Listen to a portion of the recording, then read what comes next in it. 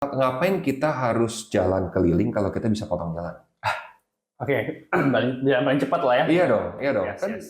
Kan biasa begitu kan ya. Ya. Kalau bisa potong kompas, kenapa lu nggak potong kompas? Orang dulu kan selalu ngomong kayak gitu Iya, ya. Kalau gue ditanya nih, Ya. untuk persepsi gue sekarang, proses penting. Ya. Proses penting, maksudnya kalau memang kita harus keliling ya jangan kamu potong.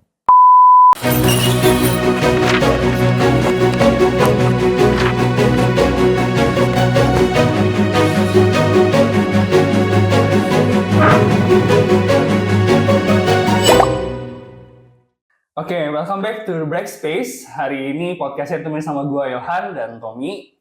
Kita akan bahas satu topik yang saat ini di media sosial lagi lumayan rame ya. Kita bahas soal bunuh diri. Ya, sekarang ini media sosial kekuatan itu sangat luar biasa ya. Jadi banyak banget informasi-informasi yang sangat cepat kita dapat. Terutama akhir-akhir ini banyak sekali informasi terkait kondisi bunuh diri ini. Nah, dan informasi ini kita nggak bisa batasin. Dan gue percaya setiap informasi itu bisa jadi sesuatu yang baik dan negatif tergantung ketika orang mendengarnya. Jadi sesuatu yang sifatnya bunuh diri ini disampaikan, ini bisa jadi ide buat orang-orang yang mendengarkan. Betul. Ya. Nah, makanya kita hari ini mau bahas. Kali ini gue bahas sama Tommy nih. Nah, gue langsung yang ke Tommy. Mungkin kenapa sih Tom dulu hal ini penting buat kita bahas buat teman-teman hari ini yang mau dengerin Tom? Karena makin zaman, makin hari itu kita melihat tuh bunuh diri itu adalah hal yang banyak terjadi, dan itu kalau kita lihat tuh kayak belakangan ini hanya untuk menyelesaikan suatu masalah itu ya kita harus bunuh diri. Paling gampang adalah bunuh diri. Tapi pertanyaannya kita kan, apakah itu menyelesaikan atau tidak? Setuju ya? Ya. Nah, jadi ya cukup penting untuk kita bahas sih ya, karena kita pun tahu itu bukan salah satu jalan keluarnya untuk menyelesaikan suatu masalah sih. Oke, menyelesaikan atau tidak ini tergantung point of view siapa lagi ya Tom ya. Buat Pasti. orang yang melakukan berarti dianggap itu sebagai jalan keluar mungkin ya. Menyelesaikan untuk dianya doang nih. Sudah pasti. Tapi bukan untuk orang-orang di sekitarnya atau orang-orang lain ya. Ya, karena ketika kita bunuh diri, kita kan pasti meninggal dong. Jasad kita siapa yang ngurusin? Ya orang lain lah. Jadi itu buat masalah untuk orang lain dong ya. Ya. Ya itu dia, makanya untuk diri kita selesai, Ya. masalah selesai. Tapi apa kita memberikan masalah kepada orang lain? Bisa jadi. Ya itu dia. Chance besar sih. Iya, itu dia. Oke, nah berhubungan sama itu, sebelum kita tanya lebih jauh, mungkin tanya ke Tommy dulu. Tommy ada pengalaman pribadi atau teman yang pernah ada melakukan tindakan ini, atau mungkin sekedar pikiran untuk melakukan tindakan itu? Kalau untuk pengalaman pribadi sih, untuk melakukan bunuh diri sih gua sih nggak ada. Oke. Gua sih nggak ada. Tapi terbesit, iya. Karena waktu itu gue berpikir, kalau gue bunuh diri, gue udah nggak usah ngadepin suatu masalah lagi. Tapi gue kurang berani aja waktu itu. Oke. Kurang berani aja. Masih untung gue kurang berani. Oke. Gitu. Oke, berarti pernah terbesit, tapi kurang berani. Iya. Ya bersyukur ya. Nobles lah. Ya. Bersyukur hari ini masih ketemu. Kalau enggak udah nggak ketemu hari ini. Yes. Nah berangkat dari situ berarti waktu itu terbesit memang ada satu problem yang nggak bisa diselesain atau gimana? Pasti ada problem. Pasti ada problem. Dan pada saat itu gua ngelihat problem itu besar, bukan tidak bisa diselesaikan, tapi mungkin lebih tepatnya gua nggak tahu bagaimana menyelesaikannya. Oke. Gua nggak tahu caranya. Oke. Gitu. Oke, tadi lu ngomong, gue lihat problem itu besar, bukan tidak bisa diselesaikan. Ya. Itu seharusnya pikiran saat ini nggak sih? Pada saat itu kejadian belum tentu lu punya pikiran itu ya? Di mana-mana kalau kita udah mikirin mau bunuh diri, terbesit lah, terpikirkan lah, itu pasti kita nggak melihat solusi lain. Solusi itu adalah solusi yang terbaik. Oke. Pada saat itu. Yes. Gitu. Tapi di luar dari benar dan salah, kita suka mengambil jalan yang singkat, yang menurut kita singkat dan gampang. Gitu. Oke, boleh sedikit nggak sih Tom, waktu itu pengalaman lu sampai terbesit itu karena kondisi apa?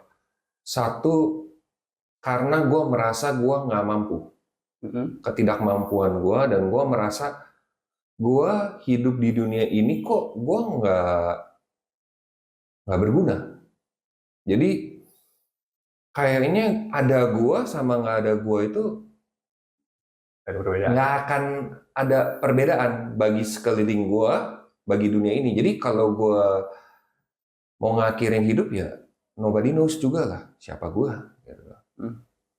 Itu berarti memang permasalahannya karena di diri lo aja atau sebenarnya ada konflik sama orang lain waktu itu? Nggak ada. Cuman gue masalah pribadi sih. Mungkin gue terlalu banyak comparing. Jadi gue compare sama orang lain. Gue compare orang lain, gue compare sama orang lain ke diri gue. Kenapa dia bisa A, gue nggak bisa A. Kenapa dia biasa B, gue nggak bisa B. Terus gue comparing effort gue. Kok effort gue yang gue lakuin, gue merasa gue lebih. Tapi kok hasil yang gue dapatkan enggak. Gitu. Jadi itu yang ngebuat gue kayak, sebenarnya gue ini hidup di dunia ini buat apa? Gitu loh. Dan waktu itu memang kondisinya juga pasca waktu lagi COVID ya, lagi COVID. Jadi gua ini merasa kayak lumpuh. Gua nggak bisa ngelakuin apa-apa.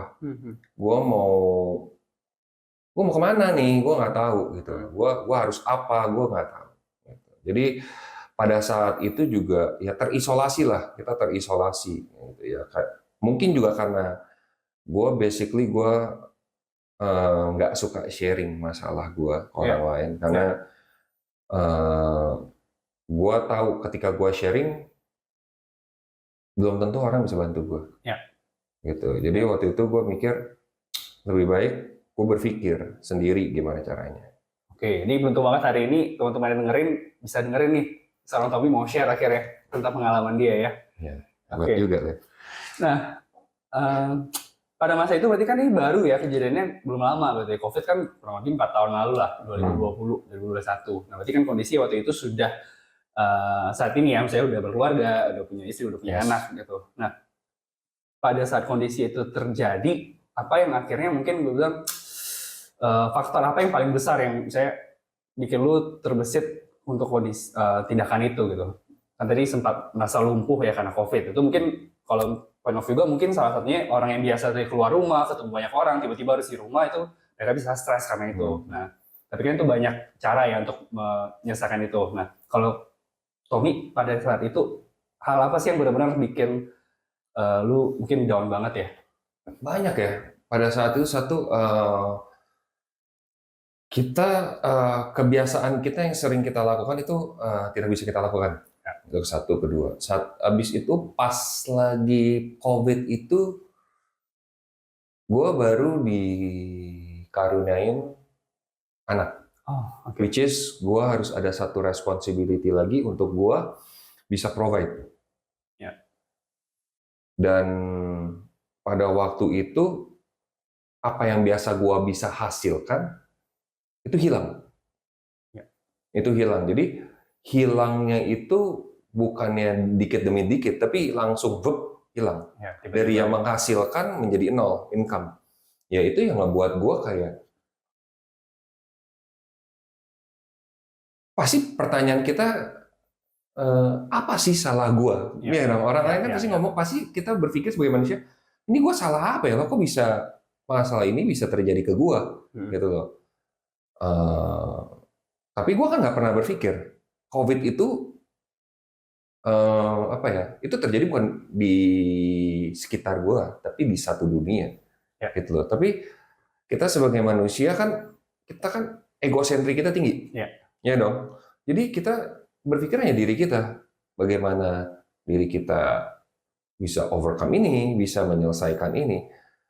Dan pada saat itu ya, gue lumpuh, gue nggak bisa ngelakuin apa-apa, gue mau berbisnis juga bingung bisnis apa, terus gue mau sharing, gue juga bingung mau sharing ke siapa. Ya kondisi yang waktu itu gue berpikir hanya gue sendiri yang bisa selesai. Gitu, hanya gue sendiri yang yang harus menyelesaikan ini gitu loh. Karena gue ada, nah mungkin itu salahnya karena gue merasa gue bukan punya tanggung jawab sih sebenarnya, gue punya beban. Oke. Kayak gitu. I see. Jadi maksudnya pada saat itu pikiran itu muncul karena lu melihat kondisi tadi, maksudnya ketika dikaruniai seorang anak itu Yes. ya gue bilang misalnya dalam kondisi melihat itu sebagai beban ya, bukan tanggung jawab tadi itu. Yes. Karena kenapa menjadi beban? Gue seneng gak sih kalau gue ditanya punya anak? Gue sangat senang waktu itu. Karena emang kita planningin untuk punya anak. Tapi ketika in proses, COVID terjadi. Ya. Yang tadinya kita punya income, tiba-tiba hilang. Yang tadinya kan kita pikir kita bisa gitu. Tiba-tiba hilang, ya itu berubah yang darinya tanggung, mungkin ya sebenarnya kalau kita ngomong tanggung jawab ya, anak kan ada tanggung jawab kita kan, as a parent. Tapi itu berubah perlahan-lahan menjadi beban, gitu. Dan beban itu menjadi ketakutan, gitu. Gue bisa gak? Gue bisa gak? Gue bisa gak? Gitu. Ya. Jadi poin penting banget tuh, ketika orang lihat suatu tanggung jawab jadi beban itu bahkan bikin ketakutan ya. Iya pasti. Oke, berarti salah satu faktor, bisa gue simpulin sedikit, itu ada masalah finansial pada waktu itu ya, yang jadi concern. Ya. Misalnya itu ya, karena mau provide yang terbaik lah. Untuk Pasti. Karena gue nggak mau kasih anak gue setengah-setengah. Gue aja nggak pernah kasih diri gue setengah-setengah. Ya. Jadi kasih yang terbaik juga buat anak ya. Pasti dong. Mantap. Oke, nah nanti kita akan bahas lebih jauh terkait si bunuh diri ini sendiri gitu ya, mungkin dari pengalaman lu yang lain gitu ya. Tapi pada saat itu akhirnya yang bikin pikiran terbesit itu lewat aja gitu, misalnya udah nggak dipikirin lagi gitu, bisa move on lah ya. Apa? Kalau gue sih benar-benar, gue jujur aja, gue no balls, gue nggak ada nyali. Gue terbesit itu karena gue pikir satu, kebetulan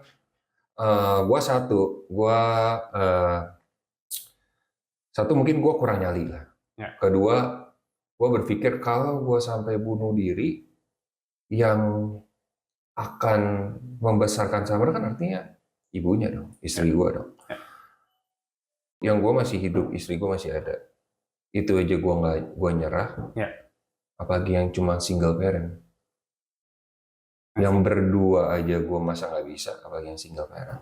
Gue cuma mikir gitu, dan gue juga mikir kalau gue mau kasih yang terbaik ke anak gue, kalau figur bapaknya nggak ada, atau sebaliknya figur emaknya nggak ada, ya anak itu juga nggak lengkap.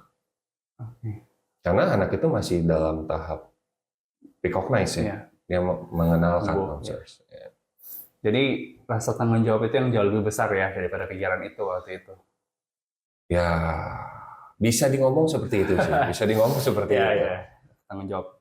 Karena ya bener kayak sesimpel tadi lu bilang gak punya nyali gitu ya. Ya mungkin bukan gak punya nyali sih menurut gue, tapi rasa tanggung jawab tadi yang jauh lebih besar. Karena bener orang-orang yang biasa memang pengen, sudah clear dia mau bunuh diri, itu gak akan ngomong sama siapa-siapa. Yes, betul. Ya tiba-tiba aja. Gue juga gak ngomong siapa-siapa sih, cuma gue gak ada nyali. Ya karena balik lagi kan kadang ketika orang, banyak kan di media sosial itu orang ngepost nih, gue habis lukain tangan gue sendiri, atau habis ini gue bunuh diri nih. Nah, sebenarnya kan orang-orang kayak itu mereka mencari pertolongan sebenarnya. Betul. Ya. Agree. Nah, lu sendiri pernah nggak sih ada teman yang seperti itu, Tom, yang sudah menunjukin lah indikasi dia tuh ada keinginan untuk melakukan tindakan bunuh diri? Kalau teman yang gua kenal sih tidak ada. Tapi kalau just teman yang gua tahu ada. Ada, dan bukan pencobaan bunuh diri, tapi emang bunuh diri, sudah bunuh diri gitu. Ya kita kadang-kadang nggak tahu sih kalau yang benar-benar mau bunuh diri, kita nggak tahu. Kita lihat dari depannya dia fine-fine aja, dia baik-baik aja, tapi ketika kita dengar newsnya ya lumayan kaget ya. Gitu. Tapi itu kejadian temannya udah akhirnya meninggal. Nah, pada saat itu kalau lu lihat si teman ini yang sudah ngelakuin ini, apa sih yang kepikiran, maksudnya menurut kita nih, misalnya kita kan cuma bisa menebak karena kita nggak bisa tanya lagi ke orangnya. Faktor apa yang bikin dia akhirnya bunuh diri? Dengan background yang lu tahu lah ya, background dia gitu. Kalau dari mungkin lebih enaknya dari persepsi gue Yes, ya, dari persepsi. dari persepsi gue dan kalau pada saat waktu itu ya gue nggak melihat ada satu jalan keluar. Pada saat itu gue Ya. nggak bisa melihat suatu jalan keluar dan pandangan gue itu sempit, hanya lihatnya ke masalahnya. Jadi gue nggak lihat solusinya, Ya. tapi gue cuma hanya lihat masalahnya dan gue melihat kok masalahnya besar sekali, gitu loh. Kayaknya gue nggak bisa nih selesaikan masalah ini. Dan gue cuma terbesit waktu saat itu ya kayak, wah kayaknya kalau gue bunuh diri enak nih. Sebenarnya gue mau lepas tanggung jawab, mau kabur, gitu kayak capek nih, ya gitu. Kayak shortcutnya apa sih? Gitu. Jadi cuma hanya terbesit aja sih. Jadi ya menurut gue segitu karena kita lebih fokus ke masalah, bukan fokus ke solusinya. Jadi fokusnya ke masalah bukan ke solusi ya. Yes. Nah, kadang memang orang juga nggak tahu gimana cara untuk fokus ke solusi itu sih ya. Ya. Banyak yang nggak tahu kondisi itu. Nah, kenapa tadi gue tanyain itu, Tom? Karena gue pribadi punya satu pengalaman, maksudnya teman itu yang gue memang nggak teman ngobrol gitu ya, cuman sekedar tahu lah, saling kenal gitu. Dan gue tahu backgroundnya cukup baik, maksudnya kalau gitu secara financially harusnya yang terlihat ya itu fine gitu ya, fine. Tapi kok tiba-tiba berita keluar meninggal karena bunuh diri.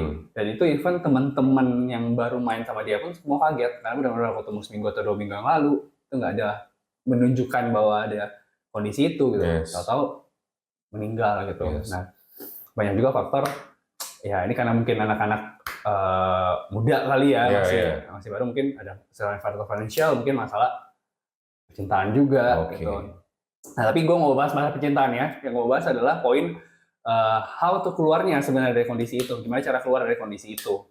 Nah, kalau tadi Tommy cerita, pengalaman Tommy adalah Tommy sendiri punya pikiran bisa nih mengolah pikiran itu sendiri. Tapi kan banyak orang di luar sana tuh nggak bisa. Oh, gue nggak mengolah dari pikiran gue sendiri. Oke, nah apa yang Tommy lakukan waktu itu? Jadi waktu itu gue awal pasti kita mencoba untuk diri kita sendiri. Jadi apa sih yang kita bisa lakuin nih, gitu loh. Tapi gue stuck di sana. Yang gue lihat hanya problem. Gue nggak bisa lihat solusi di sana. And then gue sharing. Gue sharing ke orang-orang yang gue bisa percaya. Orang-orang yang gue bisa percaya, gue sharing. Ya memang susah ya, susah karena gue tipikal orang yang mau cerita tadi. Yang satu bukannya gampang untuk berbagi personal pengalaman pribadi gue, sama kedua gue susah untuk mendengarkan.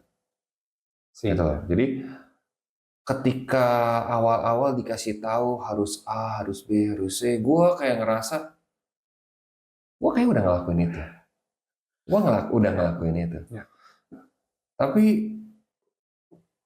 ketika gue review lagi, gue lihat lagi, ternyata yang gue lakukan itu bukan yang gue sudah lakukan, bukannya yang mereka mau. Gitu. Gue hanya ngelakukan di kulit-kulitnya aja. Gitu. Belum gue benar-benar melakukannya. Katanya orang belum maksimal lah, belum maksimal. Jadi di saat itu ya ada satu bokap gue ngomong kayak gini, lu jangan ngelihat lu harus apa, tapi lu coba melihat di tangan lu ada apa dan gua kerjakan apa yang ada di tangan lu. Jangan lu yang lu nggak ada, yang nggak ada di lu mau kerjakan. Bagaimana caranya? Mendingan lu fokusin apa yang ada di tangan lu sekarang. Karena kondisi itu waktu itu COVID ya. Jadi waktu itu gue bingung, oh iya, di tangan gue ada apa nih?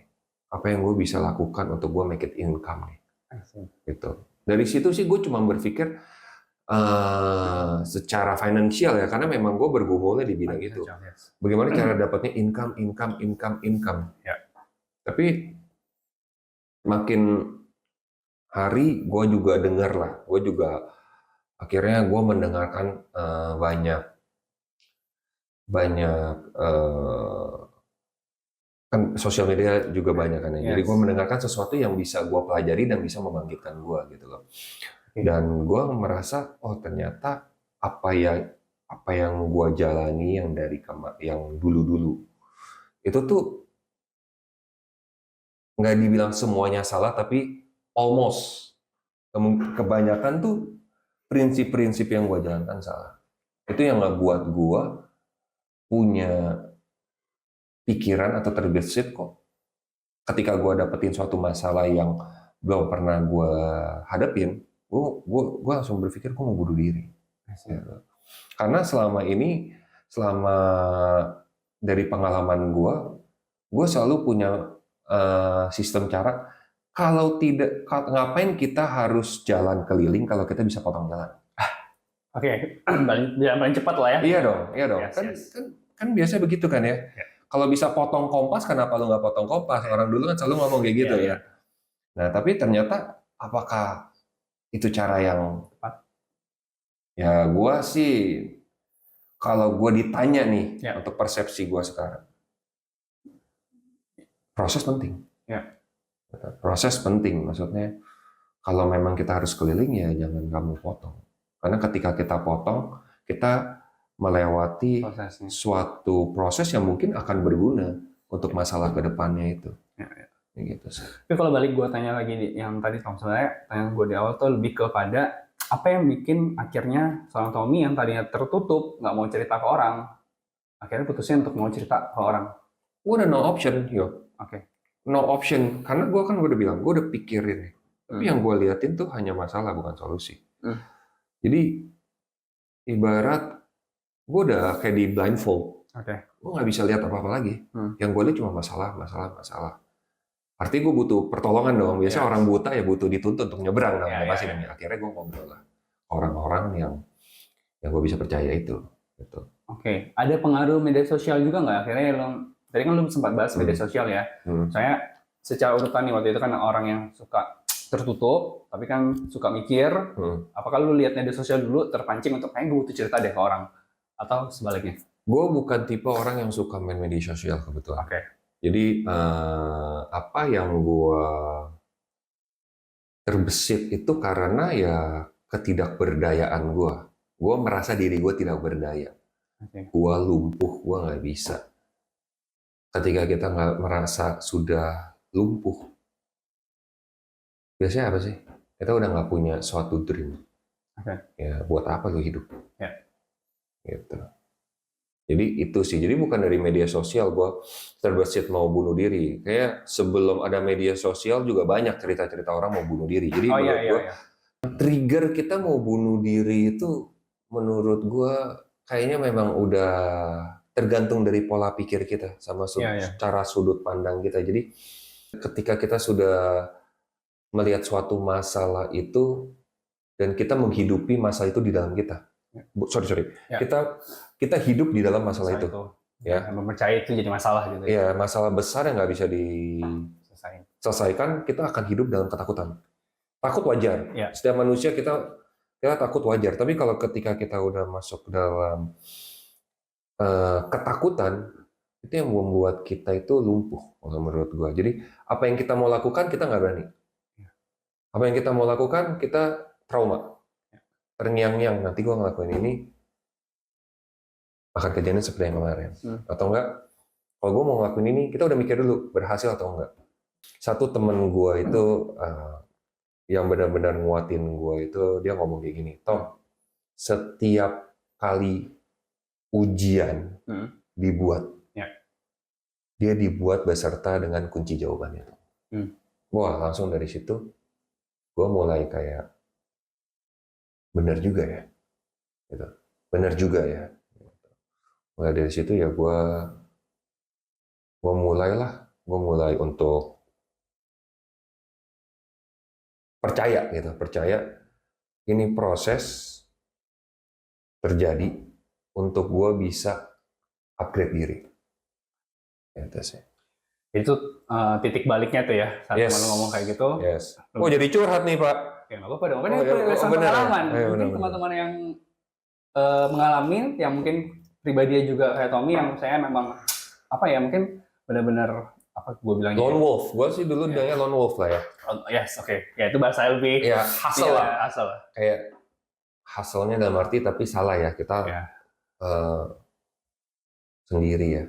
Laki banget lah gitu ya. Bukan laki sih, laki nggak juga sendiri sih ya. Tapi Kan sendiri gitu. Oh, nggak bisa. Laki tanpa perempuan nggak bisa juga. Beda kondisi. Oh, beda kondisi ya. Beda. Maksud gue ya kayak gitu. Tapi beda, jadi keluar topik kita. Maksudnya poinnya situ. ya kita nggak bisa hidup sendiri lah. Ya. Apapun itu. Ya. Berarti itu titik awalnya Sang Tommy akhirnya mutusin untuk coba lagi, jalanin lagi, dan maksudnya pasti ada jalan keluarnya. Dan ini proses yang harus dilaluin ya pada waktu itu, kondisi itu. Ya, gue nggak setuju sama orang bilang kayak hidup ini kita nggak perlu lewatin suatu masalah. Hidup ini tuh kita bisa bebas dari masalah, nggak bisa. Nggak bisa. Jadi kalau lu mau bebas dari masalah emang satu caranya. Kita udah meninggal. Ya. Gitu. Kayak gitu sih. Kayaknya orang-orang memilih, tadi balik lagi ke topik kita bunuh diri ya, mungkin akan melepaskan dari masalah itu tadi. Betul. Nah, balik ke topik gue di awal tadi. Kita bicara ini karena kita mengangkat dari media sosial ya. Dari media sosial banyak kasus-kasus ini terjadi. Nah, kalau lu sendiri lihat, Tom, misalnya hari ini media sosial begitu banyak orang-orang kita katakanlah masalah flexing gitu ya. Ini berhubungan dengan financial lagi nih, karena tadi kan Tommy berangkat juga masalah financial. Nah, pada saat 2020 itu kejadian gitu ya, berarti kan lu bukan orang main medsos, tapi lu juga main medsos pada waktu itu. Ada bisa apa lagi kan? Ada. Nah, gimana lu mengolah informasi yang lu terima di medsos itu, yang orang gini, misalnya kan kata flexing ini kan agak apa ya gue bilangnya, abu-abu ya. Orang bisa lihat ini sebagai memang pamer, dalam artian dia jadi nggak suka dengan gitu, atau malah jadi motivasi untuk jadi lebih baik. Nah, kalau Tommy waktu kondisi itu tadi, ketika kemudian buka medsos, apakah jadi termotivasi karena ada orang-orang yang ternyata orang bisa loh, even di pandemi pun dia tetap bisa dapat duit, dapat financial yang baik gitu. Kalau waktu itu ya.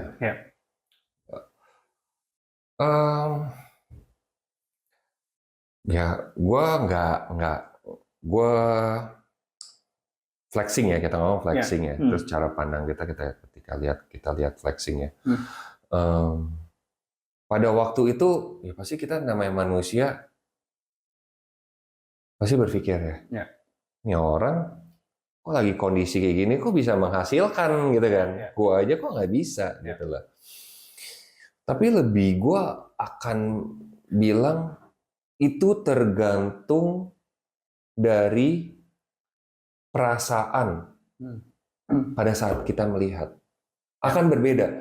Mungkin orang, contohnya gue, di saat perasaan gue itu positif, pemikiran gue positif, perasaan gue positif, gue akan menjadikan itu sebagai motivasi.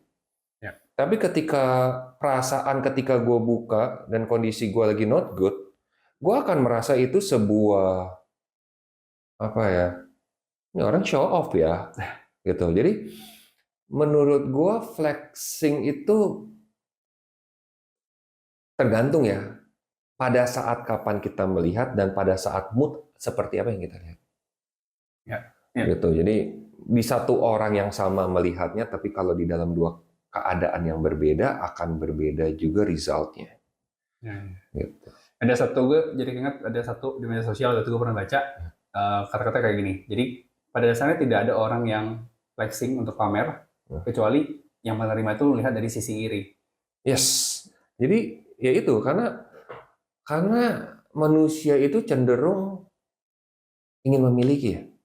Ingin memiliki, tidak mau kalah. Kita kompetitif. Jadinya itu kita itu punya kita jadi harus memilih dengan cara apa kita mendapatkannya. Mendapatkan itu. Terkadang kayak gini, contohnya begini. Kita ngelihat nih satu orang yang awalnya kita kenal dia. Ini orang bukan siapa-siapa. nih orang biasa-biasa saja. Dalam waktu singkat tiba-tiba secara financial dia naik. Yang awal akan terbesit di pikiran lu apa ya? How? How? Iya. Kalau gue sih enggak. Apa tuh? Wah, ini bandar nih. Iya udah pasti. Oke. Ini bandar nih. Nggak tahu bandar apa. Oke, balik lagi tergantung orangnya ya. Iya dong, tergantung orang ya. Kalau gue sih mungkin nggak sepositif lu ya pemikirannya ya. Kalau gue sih nih orang, waduh, bandar apa nih orang nih? Karena kan dapat duit yang cepat itu kebanyakan itu negatif ya. Ya. Maksudnya dengan cara-cara yang negatif. Ya. Tapi kalau kita tahu caranya how to-nya, ya nggak semuanya negatif. Ya, Gitu. ya apalagi kalau misalnya dia tunjukin terus kita nggak tahu dia ngapain gitu ya. Misalnya di sosialnya nggak tahu gitu ya. Betul. Jadi ada persepsinya langsung bisa negatif, bisa positif tadi. Pasti, tapi kebanyakan negatif. Iya, oke. Balik, jadi kita bukan mau bahas flexing. Oh iya. Jadi kita akan bahas, maksudnya tadi kenapa gue bahas flexingnya, ini kan bicara soal financial, balik lagi. Ketika orang lihat orang flexing, orang akan bicara soal financial. Kondisi dia. Kondisi gue hari ini, kayak Tommy tadi, membandingin diri. Oh, gue udah lakukan yang terbaik kok. Masih kayak gini gitu, maksudnya malah nggak dikasih apa yang gue mau gitu. Nah, berarti versinya Tommy tadi ketika melihat media sosial ini, orang-orang yang katakanlah flexing tadi, itu bisa mengolahnya untuk jadikan satu motivasi justru ya? Nggak bisa. Jadi malahan gue melihat waktu saat itu gue ngelihat ya kita pasti selalu berpikir ini orang hoki lah. Sih. Ya dong, ini orang hoki nih, atau enggak ya mungkin ini orang kaya dari bapak-bapaknya, ya kan? Ya atau enggak yang gue bilang tadi, ini orang bandar apa nih, ya kan? Iya. Karena kondisi pada saat itu gue ya lagi kondisi yang tidak baik. Gitu. Jadi gue melihat segala sesuatu itu dari negative way. Gitu. Oke, berarti memang melihatnya karena kondisinya lagi nggak fine waktu itu ya, jadi lihatnya juga malah belum termotivasi gara-gara itu, malah negatif jadinya ya. Betul. Nah ini berarti kalau gue bilang ujung-ujungnya orang memutuskan untuk ini kan masalah mental ya, mentalnya yang bermasalah, pikirannya tadi. Iya. Lari ke mentalnya. Oke. Nah, pada level apa menurut lu orang, maksudnya dengan kondisi mental seperti apa, yang dia benar-benar harus putuskan untuk segera cari pertolongan ke orang lain gitu. Kalau Tommy waktu itu, di mana misalnya benar-benar mikir dari jalan keluar lagi, kan pasti ini ada opsi, maksudnya pada tingkat mana lu putusin untuk benar-benar ya lu gue butuh ngomong sama orang nih. Gue bukan expert di sini ya. Jadi gue ngomong by persepsi gue. Jadi sebenarnya kita nggak akan tahu tingkat mana. Kita nggak akan sadar. Ya dan jadi menurut gue kita harus being fragile. Being fragile maksud gue ya manusia ini tuh wajar kok kalau punya masalah. Kalau untuk mereka mau untuk cerita itu sesuatu yang wajar. Kita bukan superhero. We are human being. Jadi kita tuh makhluk sosial, gitu kan. Jadi ketika kita ada masalah, ya makanya gue itu bilang, untungnya gue cerita kepada orang-orang yang tepat. Kepada orang tua gue, kepada teman baik gue, kepada istri gue. Gitu. Jadi gue sharing sama mereka, gue punya masalah ini. Lu ada solusinya gak? Even though kalau mereka pada saat itu nggak punya solusi ya, at least gue udah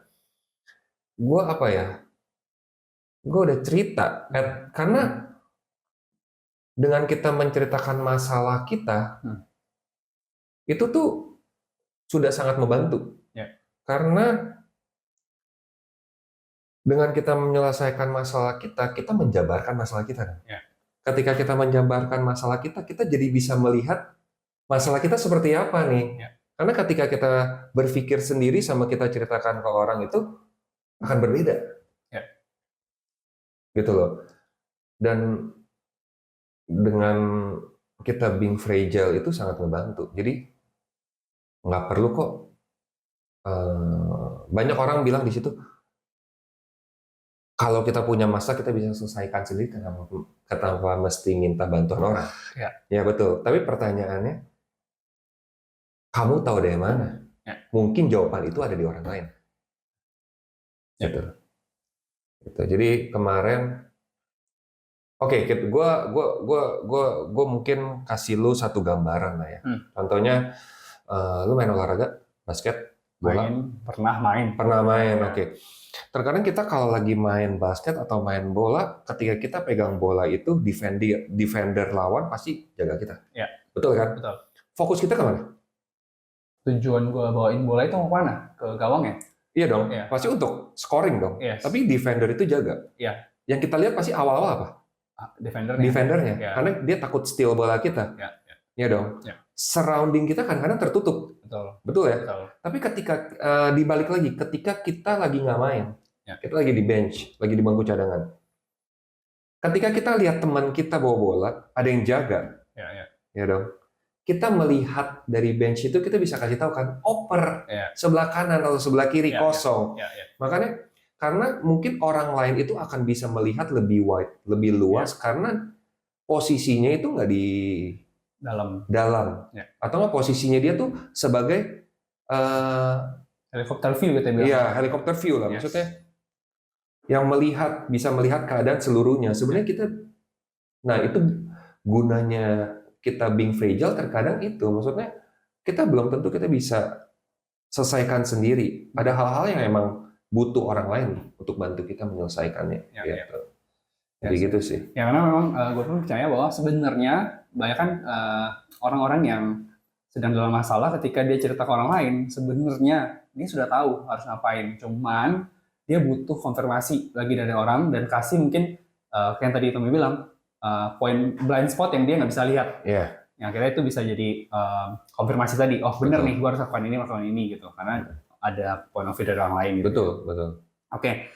Nah, menurut lu berarti balik lagi, tadi sudah ya tujuannya ketika lu memang ada masalah nggak bisa ya, being fragile is not a problem gitu, nggak apa-apa. It's normal thing. Tunjukin ke orang lain. Nah, mungkin bisa simpulin ini sebelum kita tutup ya podcastnya. Mungkin simpulin apa sih sebenarnya yang paling penting, yang paling efektif menurut lu, bagi kita bukan expert, tapi based on pengalaman atau ya pengalaman pribadi, buat orang-orang yang hari ini sedang di kondisi Tommy waktu itu masalah financial nih, merasa berat banget secara financial. Apa sih yang benar-benar mereka harus lakukan? Being fragile. Yang penting itu being fragile. Karena ketika kita lagi ada masalah dan kita udah mencoba ya, kita udah mencoba untuk menyelesaikannya, tapi belum ada jalan keluarnya, gitu, atau kita belum breakthrough lah, gitu ya. Ya being fragile. Kita cerita kepada teman yang punya kapasitas di sana. Kalau di bagian kita ada masalah di bagian finance, ya kita lihat teman-teman yang kita berhasil, teman-teman yang kita mau hidupnya seperti mereka, dia, at least itu. Karena pasti dia juga pernah melewatinya. Even though nggak pernah, dia pasti punya satu insight, satu masukan untuk kita lah. Tapi balik lagi, kita juga harus mau belajar.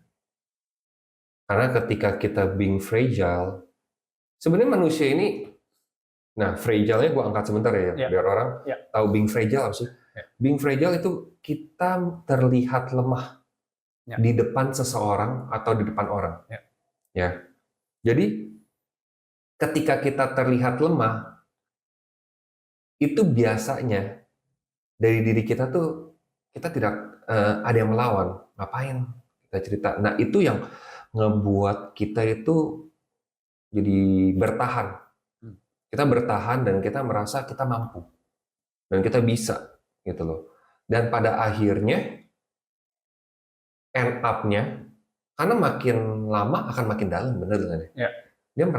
Jadi yang dia lihat masalahnya awalnya kecil menjadi lebih besar. Padahal masalahnya ya segitu-segitu aja. Karena dia nggak bisa ngelewatin, jadi masalah yang dia lihat itu lebih besar. Gitu. Jadi dia akan melakukan sesuatu yang di luar kendali. Ya balik lagi itu bunuh diri. Jadi being fragile itu sangat penting. Kepada siapanya itu lebih penting. Gitu. Oke, ada lagi? Udah itu aja. Berarti mungkin kalau gue simpulin dari apa yang kita bahas tadi ya, soal bunuh diri, dari pengalaman Tommy, poinnya gimana sih cara lu keluar dari kondisi itu? Yang pertama kalau gue lihat berarti dari Tommy, make sure bahwa apa yang lu alami ini adalah satu proses yang memang harus dilaluin. Betul. Kemudian jadi itu tanggung jawab ya. Misalnya ada goals yang lebih besar, Betul. tanggung jawab tadi kalau tadi bicara beban, diubah jadi tanggung jawab. Yes, sehingga kita berusaha untuk menyelesaikan itu. Iya, betul. Sama yang terakhir tadi, being fragile dan cari orang-orang yang memang bagus nih, yang bisa yang tepat gitu ya. Yang tepat. Karena itu berarti lingkungan lu penting banget ya. Lingkungan lu bergaul itu penting banget untuk membantu lu keluar dari kondisi. Sangat penting karena lingkungan kita itu bisa mempengaruhi kita kemana kita mau menuju masa depannya. Ya. Kan ada orang yang bilang dengan gua ngelihat teman-teman lu, gua tahu gua bisa ngelihat future lu. Yes kan? Yes, nah itu artinya kepada siapa kita bergaul itu sangat penting. Itu sangat menentukan masa depan kita. Yes. Gitu. Dan pilihan yang kita ambil. Yes, pasti. Oke, mungkin topik kita untuk bahas ini sampai di sini dulu. Mungkin gue akan tutup dan sampaikan ke teman-teman bahwa buat teman-teman yang hari ini dengerin pembicaraan kita dan mungkin sedang di kondisi yang sama, jangan takut tadi being fragile, ceritain ke orang terdekat, karena mungkin saat ini adalah titik di mana teman-teman memang sudah nggak tahu harus ngapain dan butuh orang lain untuk nyampein itu gitu. Betul, karena gue memang lulusan psikologi. Jadi kita tuh punya guide lah. Guide itu dalam artian kapan sih seorang itu butuh mencari psikolog gitu ya untuk membantu. Nah, ada 3 faktor yang selalu gue ingat itu. Yang pertama, kalau lu sudah mengganggu aktivitas sehari-hari, lu nggak tahu harus ngapain lagi sehari-harinya, jadi nggak bisa ngapa-ngapain gitu. Even bangun dari tempat tidur pun malas gitu. Yang kedua, kalau sudah melukai diri sendiri. Atau yang terakhir adalah ketika lu sudah membahayakan orang lain. Ketiga 3 kondisi ini sudah ada, itu sudah wajib lu butuh bantuan tenaga profesional untuk bantu lebih bisa keluar dari kondisi itu. Mungkin itu aja pembicaraan kita hari ini. Semoga apa yang kita bahas hari ini bermanfaat buat teman-teman yang dengerin. Pasti. Dan kita percaya hal sekecil apapun itu bisa jadi manfaat tergantung teman-teman menerima seperti apa ya. Mau belajarnya. Mau belajar. Jadi willing to learn ya. Yeah. Belajar. Oke. Mungkin itu aja podcast kita hari ini. Terima kasih buat teman-teman yang udah dengerin. Silakan komen atau share pengalaman kalian. Semoga bisa jadi berkat juga buat teman-teman yang nanti dengerin ataupun baca komen-komen kalian gitu. Itu aja dari gue, Yohan dan Tommy. Kita pamit. See you di podcast kita berikutnya. Bright Space from Generation to Generation. See you.